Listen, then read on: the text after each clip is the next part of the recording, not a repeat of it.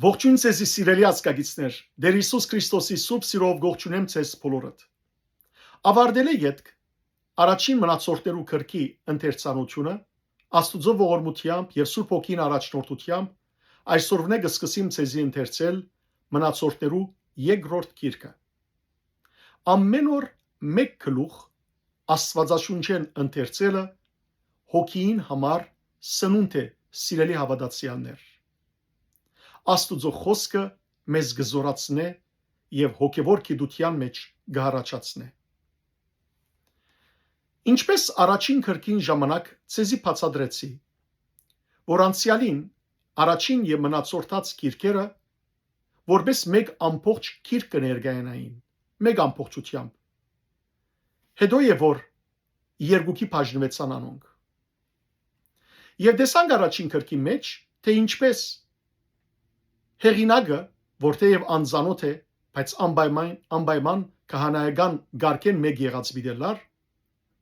գսկսեր Եբրայեցի ժողովրդի պատմությունը Ադամեն մինչև Դավիթ եւ երկրորդ մասի մեջ առաջին մնացորդած գրքի գբատմեր Դավիթ թագավորի թագավորության մասին։ Տեսանք, թե ինչպես Դավիթ ուզեց Աստուծո համար դուն սարքել, դուն գառուցել, դաջար, բայց որովհետև ինքը բազմաթիվ բادرազներու մասնակցած էր եւ հետեւաբար ցերկերու մեջ արյուն գային, Աստվածը սա որ այդ դունը դու պիտի չպատրաստես ինձ համար, այլ քու որդիդ Սողոմոնը։ Բայց Դավիթ Աստուծո դաջարին համար բազմաթիվ պատրաստություններ տեսավ։ Փայդեր, ոսկեղեններ, արձատեղեններ, բղինցներ, ամեն ինչ հավաքեց, ինչպես նաեւ գարկեց քահանաներու դասերը, թռնաբանները, երկեցողները, բոլոր այս խումբերը։ Ահա հիմա երբ կսկսեմ ցեզի ընթերցել երկրորդ մնացորդած գիրքը, այս գիրքն ալ երկու մասի կբաժնվի։ Առաջին 9 գլուխներու մեջ պիտի տեսնենք սիրելիներ Սողոմոն թագավորի մասին, ինչպես նաև Աստուծո դաջարին գառուցման մասին։ Իսկ երկրորդ մասի մեջ 10-րդ գլուխեն սկսյալ մինչև ավարտը 36-րդ գլուխը պիտի տեսնենք Հութայի մյուս թագավորներուն մասին եւ պիտի հասնի մինչև հոն, ուր Բաբելոնի Նաբուկոդոնոսոր արքան պիտի հարցակի եւ ավերե Երուսաղեմը ու դաջարը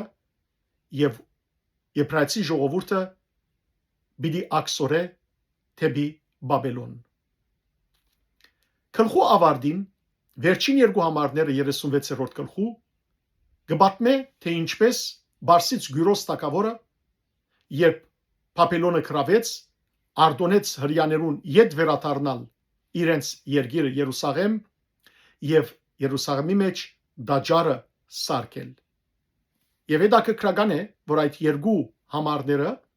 գապ մնեն գարձեք սիրելներ հաջորդ երկու գիրքերուն հետ Եզրասի եւ Նեեմիայի, որտեղ այդ գիրքերուն մեջ Գյուրոս արքային հրովարտակն է, որ ամբողջությամբ կհրադարակվի։ Եկեք միասին սիրելներ ընթերցենք այս գիրքը։ Այս գիրքին գլխավոր նպատակը այն է, որ ամեն մարդ անդրադառնա, թե երկրավոր թագավորները, երկրավոր ղեկավարները ժամանակավոր են։ Հավատացյալներուն միակ թագավորը եւ միակ առաջնորդը Աստված ինք է։ Այսօր մենք ալ սիրելներ մեր հայրենիքի մեջ գիտնանք, որ ղեկավարներ գուքան ու գերտան։ Երբեմն առաքինի ղեկավարներ, երբեմն անօրեն ղեկավարներ, բայց մարդկային ղեկավարները դգար են եւ ինչպես Սամոսը գսե 118-րդ Սամոսի 7-8 համարները, որ ավելի լավ է Աստուծո ապավինել, քան մարդոց, ավելի լավ է Աստուծո ղեկավարության ապավինել, քան մարդոց ղեկավարության, իմանանք ուրեմն մեր միակ առաջնորդը, որ մեզ արդարության մեջ են առաջնորդ է, Աստված ինք է։ Հանուն Հոր եւ Որդվո եւ Օգվույն Սրբո ամեն։ Մնացորդներու երկրորդ գիրք առաջին գլուխ Սողոմոն գխնդրե իմաստություն։ Դավիթի որդին Սողոմոն իր թագավորության մեջ ուժով ցավ։ Դերը իր Աստվածը իրեն հետ էր, ուզին չափազանց մեծուց։ Սողոմոն խոսեցավ ամբողջ Իսրայելի, հազարաբետներուն, հայրաբետներուն, թադավորներուն եւ ամբողջ Իսրայելի բոլոր իշխաններուն, այսինքն նահաբետներուն։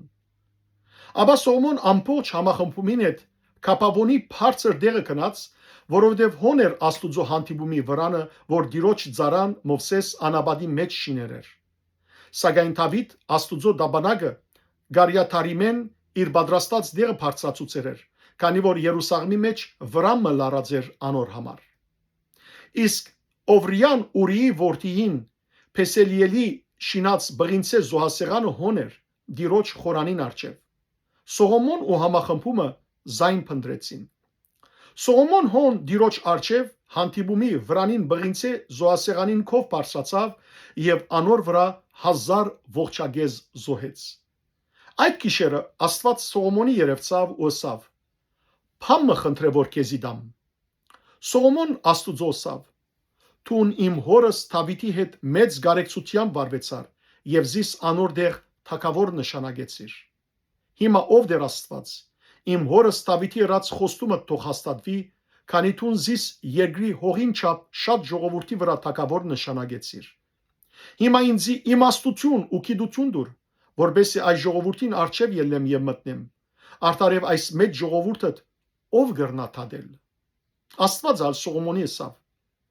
«Քանի ասիկա փափակեցար ու հարստություն, քույք, փառք եւ ոսողներուդ կյանքը չխնդրեցիր ու երկար օրեր ալ չխնդրեցիր, հապա քեզի համար իմաստություն եւ գիտություն խնդրեցիր, որբեսի թադես իմ ժողովուրդս, որուն վրա քեզ թագավոր նշանագեցի, քեզի իմաստություն ու գիտություն պիտի դրվին, հարստություն, քույք եւ փառք ալ պիտի դամ քեզի։ Այնպես որ քեզ մի առաջ եղած թագավորներեն ոչ մեկը նման ունեցած է ու քեզ մե յետ կեգողներն ալ նմանը պիտի չունենան»։ Սողոմոն Կապավոնի բարձր դեղեն հանդիպումի վրանին առջևեն Երուսաղեմ վերադարձավ եւ Իսրայելի վրա թագավորեց։ Սողոմոնի զորությունը եւ հարստությունը։ Սողոմոն գարքեր ու ցիավորներ հավաքեց։ Ան 1400 գարք եւ 12000 ցիավոր ուներ։ Զանոնք գարքերու քաղաքներու մեջ ու Երուսաղեմ թագավորին քով դեղավորեց։ Թագավորը Երուսաղեմի մեջ արձաթը եւ ոսկին քարերու պես հասարակ փամ մռավ ու մայրի փայդը Թաշտակեդինի մեջ եղող ժանդաթզիններուն չափ արad ըրավ։ Սողոմոնի ցիերը Եգիպտոսեն գուքային։ Թագավորին վաճառականներուն գարավանը որոշ քինով մցիերու երամակներ գքներ։ Եգիպտոսեն գարկ մը գարդածվեր 600 սիգղ արձաթի, իսկ ցիմը 150 սիգղ արձաթի։ Կեդացներու բոլոր թագավորներուն համար եւ Սուրիայի թագավորներուն համար ալ անոնց ցերկով այդպես գարդածվեին։ Փառք ես Տեր Աստված մեր։ Ամեն։